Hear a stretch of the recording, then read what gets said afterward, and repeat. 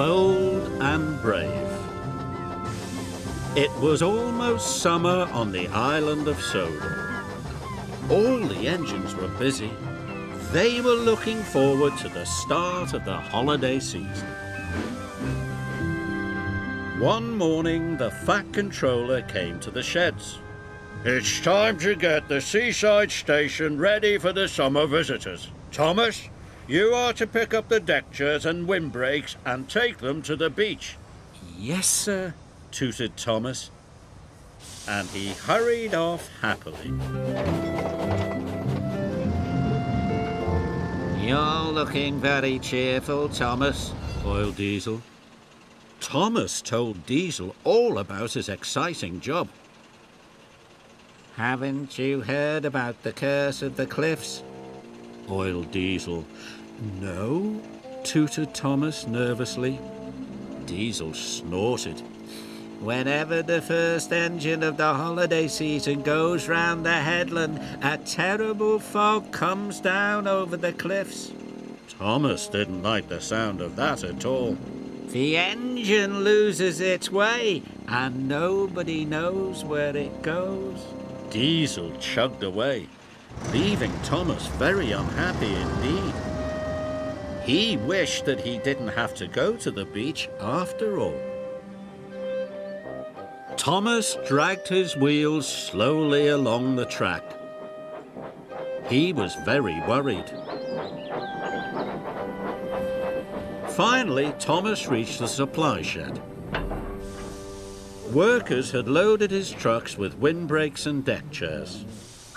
Thomas puffed slowly on his way.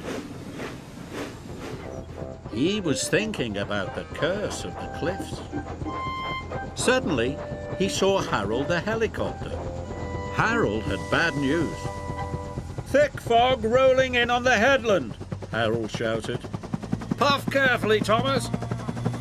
And Harold whirred away over the treetops. Thomas was now very scared. "What Diesel said about the curse of the cliffs must be true," tooted Thomas. "I shall get lost in the fog and never be seen again." Thomas puffed fearfully towards the cliffs.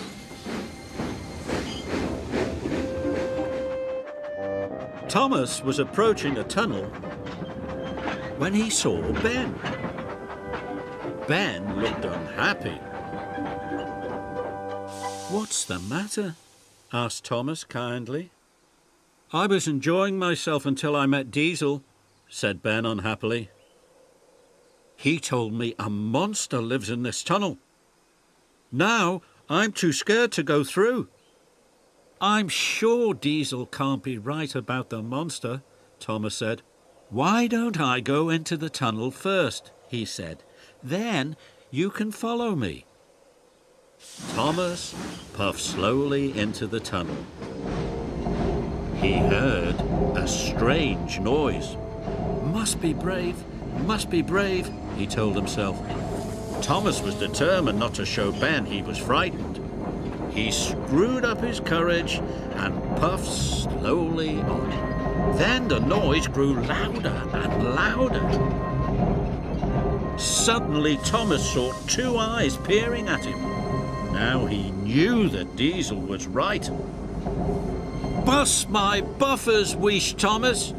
"There is a monster." Thomas wanted to go back, but he couldn't. He had to help Ben.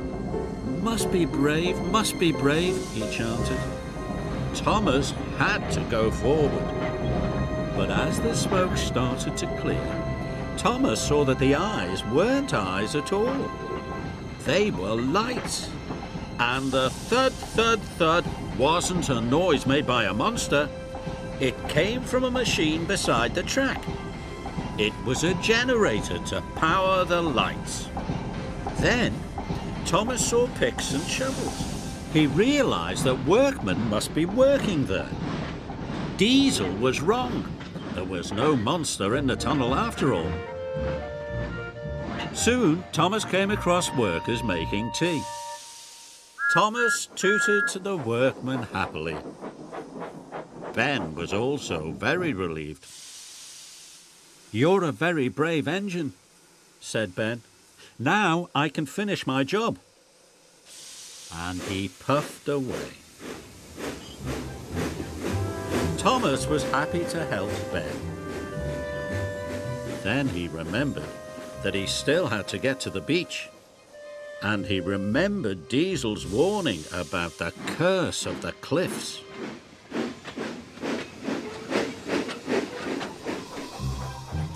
Thomas felt very nervous as he puffed towards the headland. So nervous that he stopped. "I can't go any further," Thomas tooted, and he began to reverse away from the cliffs. Then he had an idea. "If Diesel was wrong about the monster in the tunnel, maybe he'll be wrong about the curse of the cliffs," he puffed. He started to go forward again. "I'm not afraid, I'm not afraid," he chuffed as he steamed carefully through the mist. Suddenly, the mist rolled away and the sun came out. Thomas saw that the cliffs were beautiful. "Diesel just wanted to frighten me," Thomas whistled. Soon the seaside station was up ahead. At last, Thomas reached the station on the other side of the headland. Thomas knew that soon the beach would be filled with happy holidaymakers. "I should not have believed what Diesel said about the curse of the cliffs," wheezed Thomas.